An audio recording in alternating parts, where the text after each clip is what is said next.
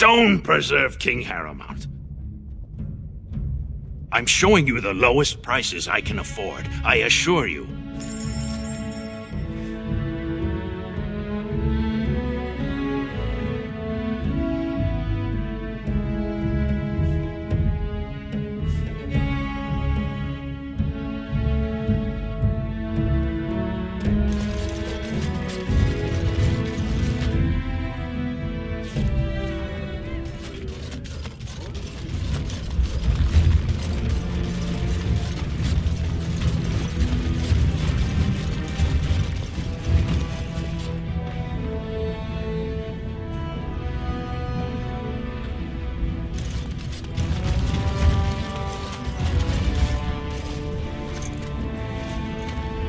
You've returned.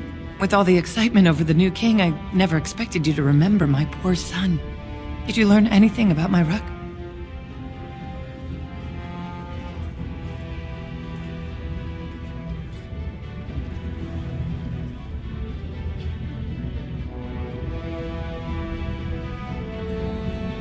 Oh, my poor boy. I guess I knew, but I just wish I could have seen him one last time. Here, this is my husband's masterwork, the first shield he smithed. I don't have anyone to save it for anymore. I'd like you to have it, for what you risked to bring me this news.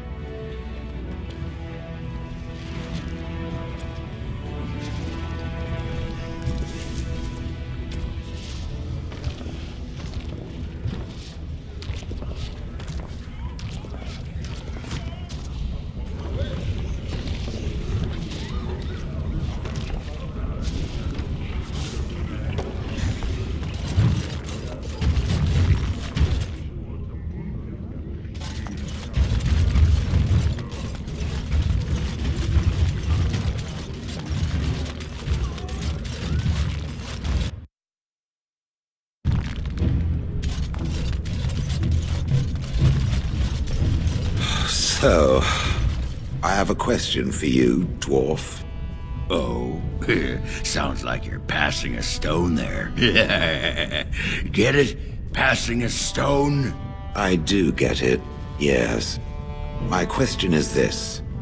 Had the Anvil of the Void not been destroyed, does it believe the dwarves would have used it? You mean to create more golems? Oh, yes. Faster than you could squish a nug. Even knowing the agony that it caused, they would still inflict it on others? No need to inflict it. There'd be plenty ready and willing to sign up, just as you did.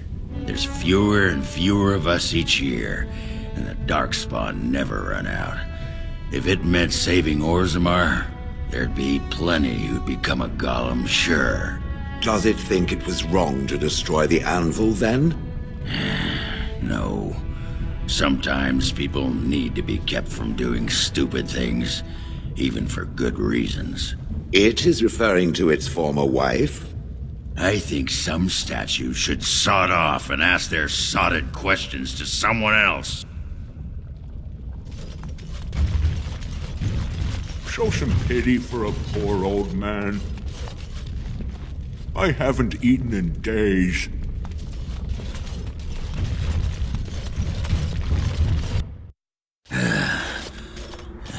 Give me a moment. Why, the stone. I feel like I'm about to fall off the world with all that sky up there.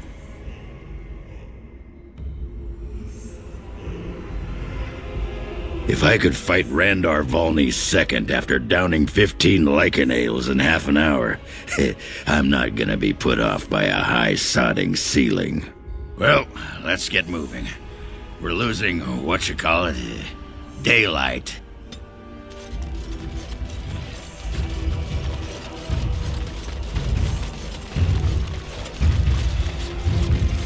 There was a riot in High Ever last night. Spoke to a merchant who just...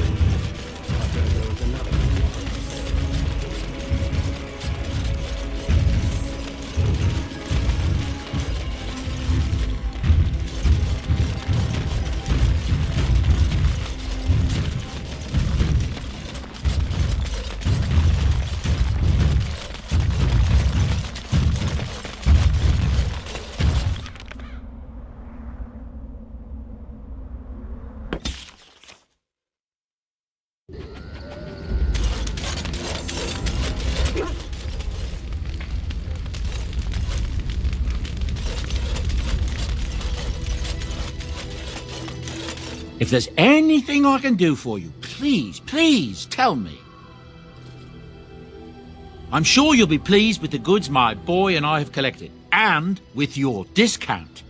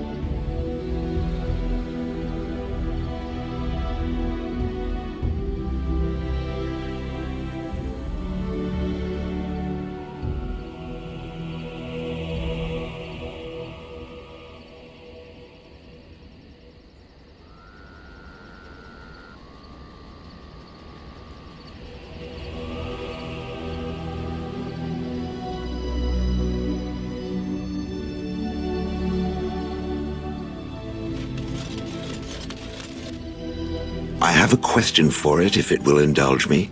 It chose to side with Caradon and destroy the Anvil of the Void. I agree with its decision, and yet the Paragon Branca was the reason it ventured into the Deep Roads. Why did it choose to defy her?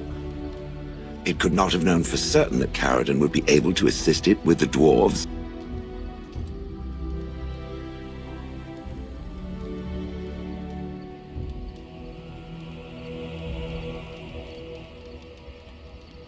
That was quite the risk. I am pleased that it worked as it did. At any rate, I wanted to thank it.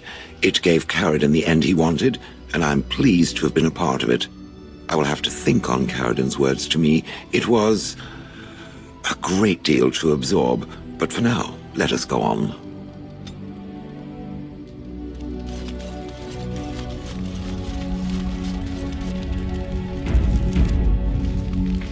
Come to talk to old Ogren, have you? Don't know why. You want to be a berserker? Thought I'd never see the day. No, see, it's funny because you'll never be able to do it. A mage wants to be a berserker?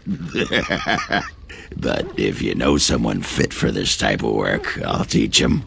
It'll be nice to have another berserker to grunt at for a change. What the sod is there to know? You get mad, you fly into battle, and things die. It's pretty simple. The hard part is getting in touch with your rage. We all learn to hold that back. It's why we don't kill every duster who looks at us sideways.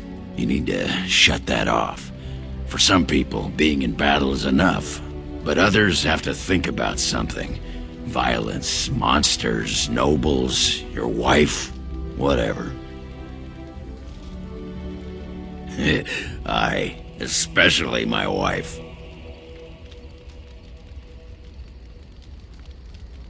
Well, for most berserkers it does. Several years ago, I worked with a berserker on one expedition who just couldn't work himself up. We had to kick him in the stones before he could get going.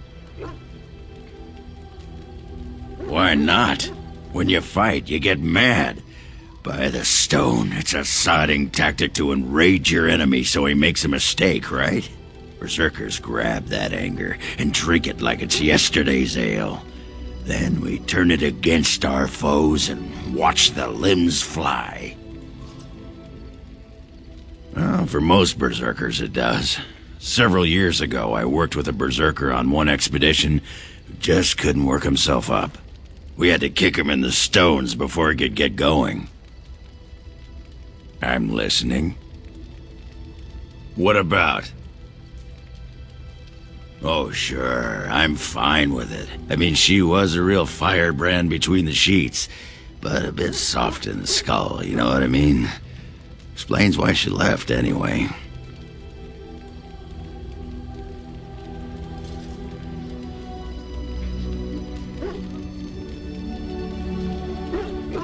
Handling what? Bronca? Pfft. That treasure's been long buried. Ancestors take me.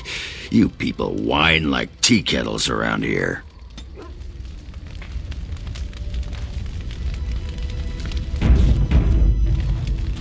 The stars are out.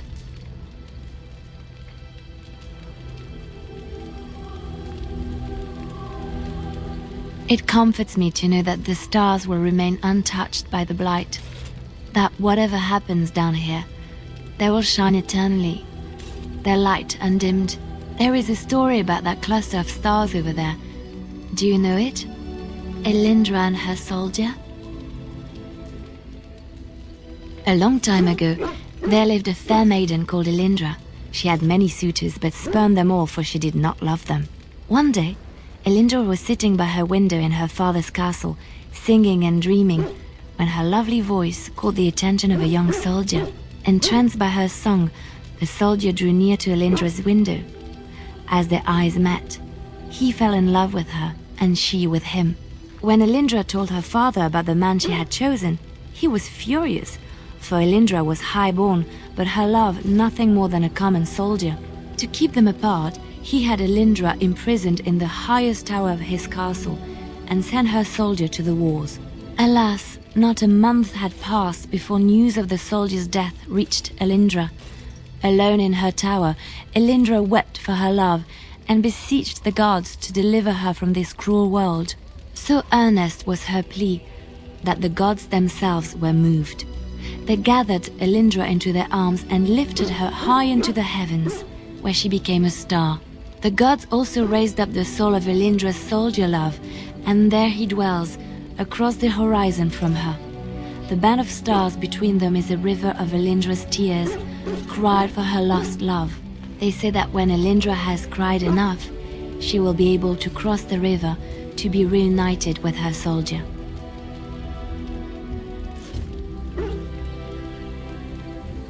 This story is one of my favorites, a tale of a love so great and so enduring that it defies death and moves the gods to action. Sometimes I ask myself, does such a love exist? Can it exist?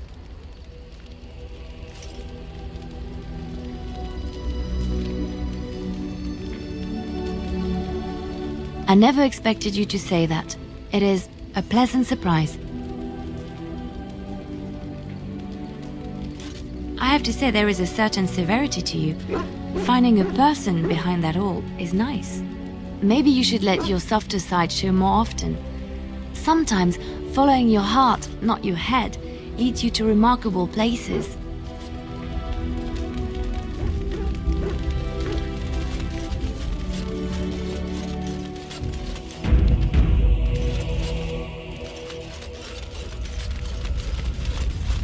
What do you wish of me? If you must. Why do you ask me such questions? I do not probe you for pointless information, do I?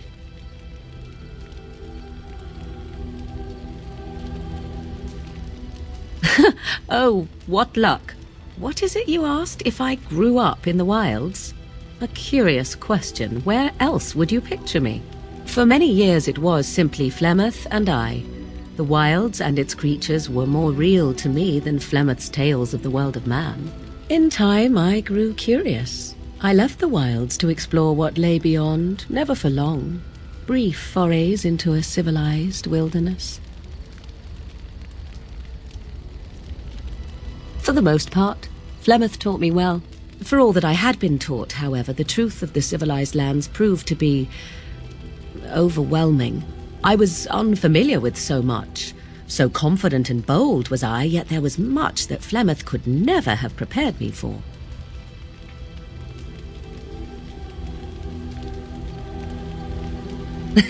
Equal parts daring and foolhardy, perhaps.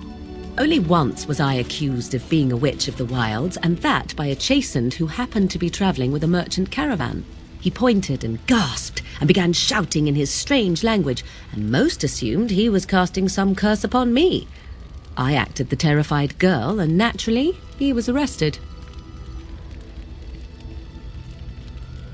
Men are always willing to believe two things about a woman. One, that she is weak, and two, that she finds him attractive.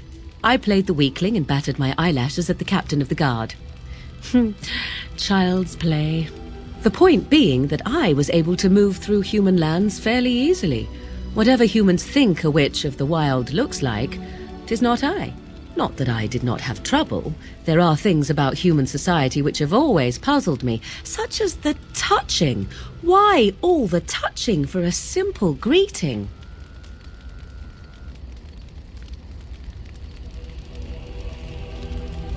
Do not speak to me of trivialities. Your culture is not so entirely different. There were many nuances that Flemeth could never tell me of. When to look into another's eyes, how to eat at a table, how to bargain without offending. None of these things I knew. I still do not understand it all, truth be told, but then I gave up long ago any hope of doing so. When I returned to the wilds last, I swore to Flemeth that I had no intention of leaving again.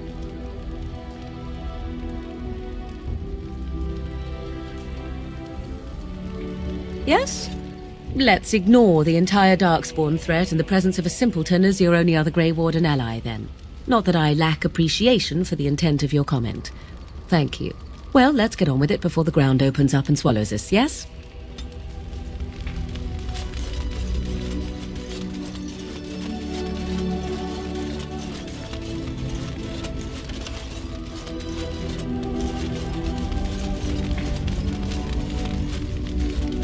What's on your mind?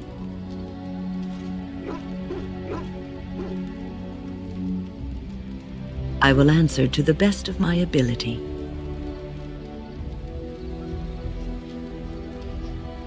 It has been almost a year, hasn't it? Do you miss the tower at all?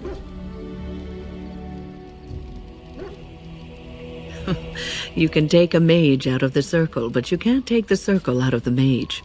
Or so Irving used to say. He was joking, but there is some truth to the statement. A mage never really leaves the circle, and for the rest of your life you will be seen as a circle mage.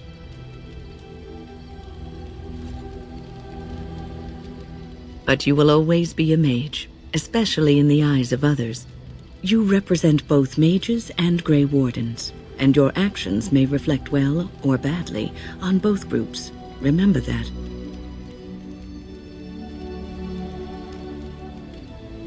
Oh, but listen to me go on.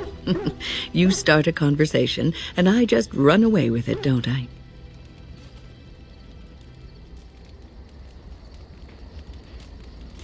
I've been mentoring apprentices for so long, it's become something I do unconsciously. I don't know if I could stop even if I wanted to.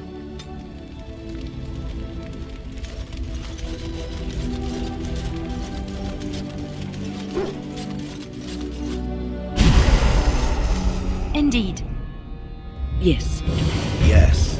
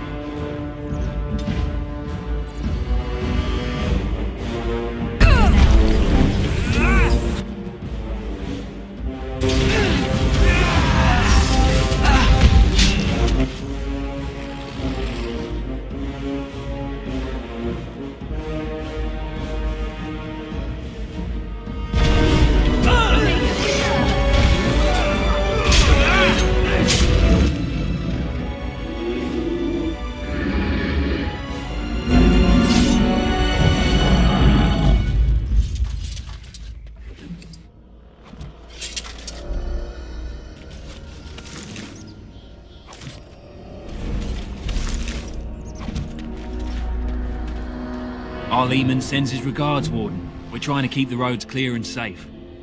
I shall do it. It is begun.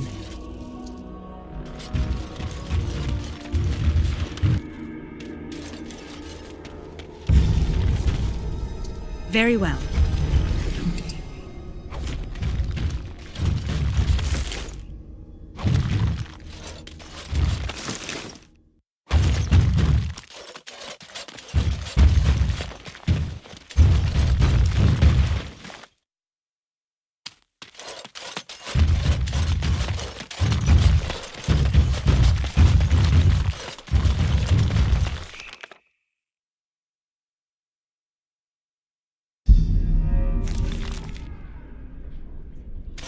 You went above and beyond the call of duty for the Circle.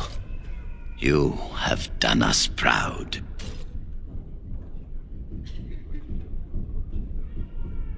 Orzammar, indeed. You have piqued my curiosity. It is common knowledge that dwarves lack the aptitude for spellcraft. She will never be able to weave the simplest magic, no matter how hard she tries.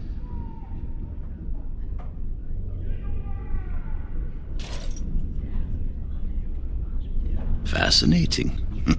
I suppose the Circle should be flattered.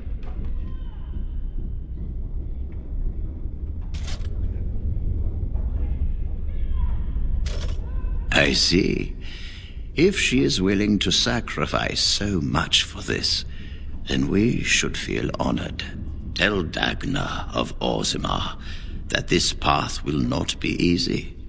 But if she chooses it, then she is welcome here at the Circle. She will live and study with the Tranquil, and perhaps the apprentices, when it is appropriate.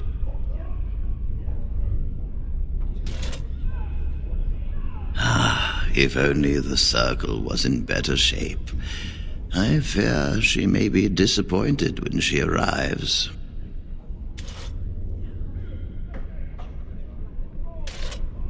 This will be interesting. She could tell us much about our dwarven neighbors. Yes, the more I think about it, the more I like the idea. I shall take this as an indication that perhaps things are starting to look up for the Circle. Thank you. You've already done much for the Circle.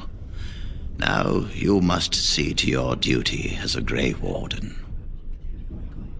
I wish you well. Know you will always be welcome here. You really killed all those abominations? I didn't think it was possible. I thought we'd all die here. I'm sure you need supplies after that, don't you?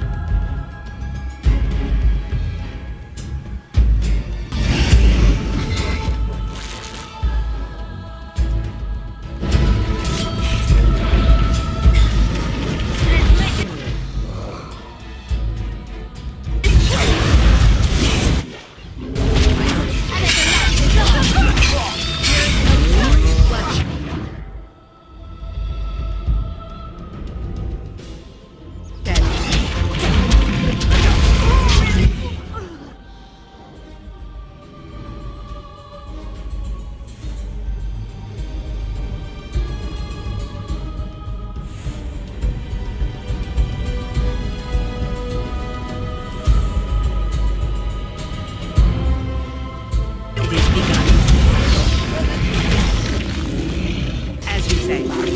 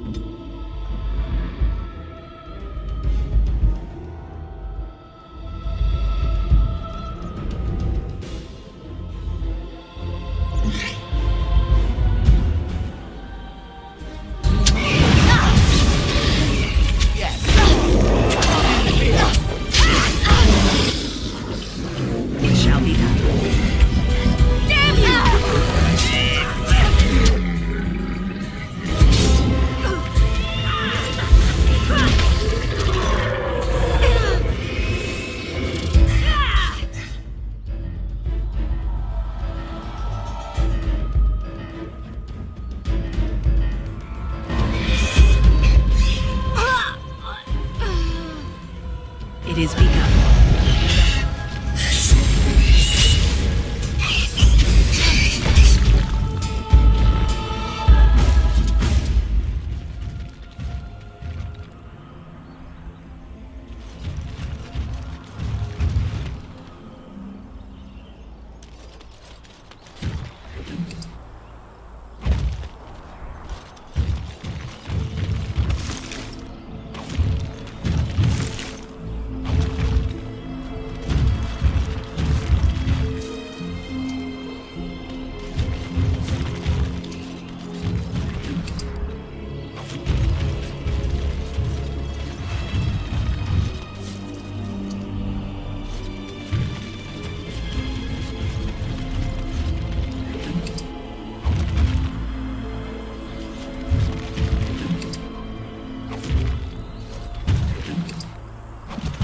Very well.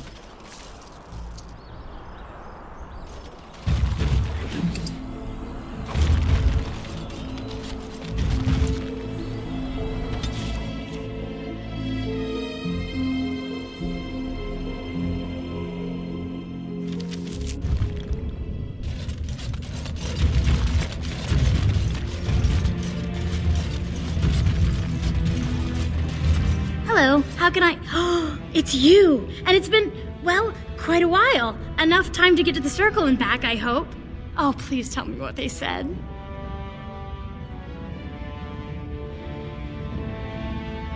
Ancestors, bless you! I can't believe it!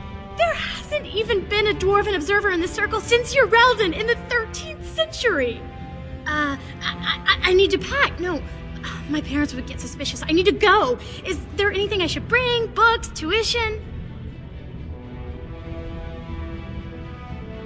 Then I should go before my parents come looking for me. If you ever go to the circle again, maybe I'll see you there.